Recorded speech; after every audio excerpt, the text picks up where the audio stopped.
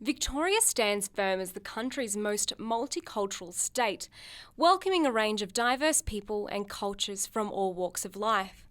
Despite this, Victoria is the only state that withholds public transport concessions to its international students. International students are faced with a range of new and often challenging experiences when studying abroad.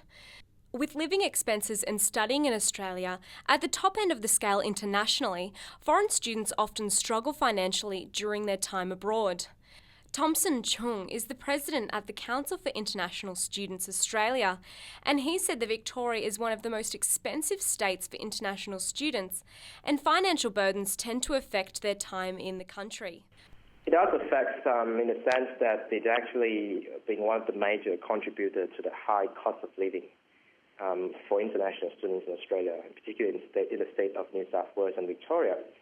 Now, the fact that Australia was being listed as the most expensive country studying by one of the reports by HSBC this last month, and says that how challenging it is being an international student in Australia to face such a huge pressure and burden in terms of cost of living. So this gives a lot of effect towards international students in terms of the overall experience. Things like mental illness, feeling stress and anxiety throughout their time in living and studying in Australia. So a range of issues that actually arise from this. Mr. Ch'ng said Victorian international students can't understand why they aren't being treated the same as international students from different states across Australia. As students, every time you speak to them, you meet them on the street, any events, whenever I speak to them, and they feel that, why is the government not providing concession? And there's no good reason to explain this. Phi Hin is a 20-year-old international student from Vietnam, and she's studying food technology at RMIT. She's just another foreign student that doesn't understand why the state has imposed concession bans when the cost of living is already so high. Yeah, because we have to pay for a lot of things and then we pay quite higher comparing to concession fare here. So. Mr. Ch'ng said that international students often have to impose financial budgets to cope with the everyday expenses in Victoria, with some choosing to skip meals in order to stay ahead. Oh yes, absolutely. And look, one of the strengths about international students is that they know that when they're on a foreign land, a foreign country, they develop a strong sense of skills in terms of flexibility and adaptability. So they live within their own constraint, their own budget. When it comes to financial constraint, obviously it's a big burden for them. And one of the ways that you just pointed out, how they overcome all these things is by living and eating with such food, with little nutrition. And thus, it does affect the health and the well-being of international students. Mr. Ch'ng said that if the state government were to provide concession fares to international students, they would have a better experience studying abroad.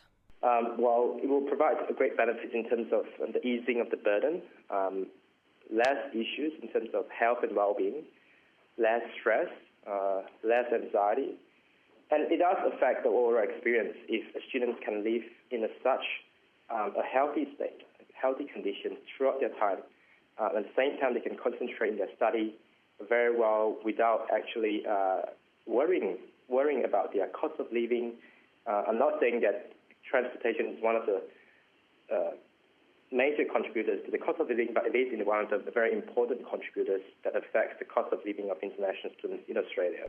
The City of Melbourne's councillor and former foreign student from Malaysia, Ken Ong, said that international students pump $4.5 billion a year into the Victorian economy. Mr. Chang said that it is in the state economy's best interest to extend the courtesy of concession fare prices to foreign students. And essentially, yes, this is an export industry. It's an export services industry.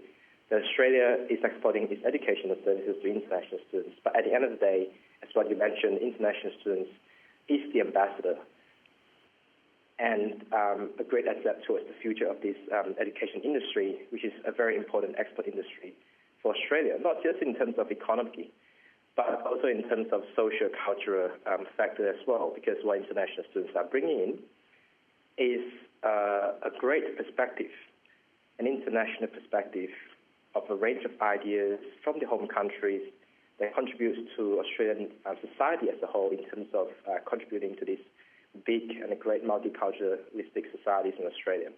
So it is something that I think the government should actually look into in terms of the decision in not providing transfer concessions for international students.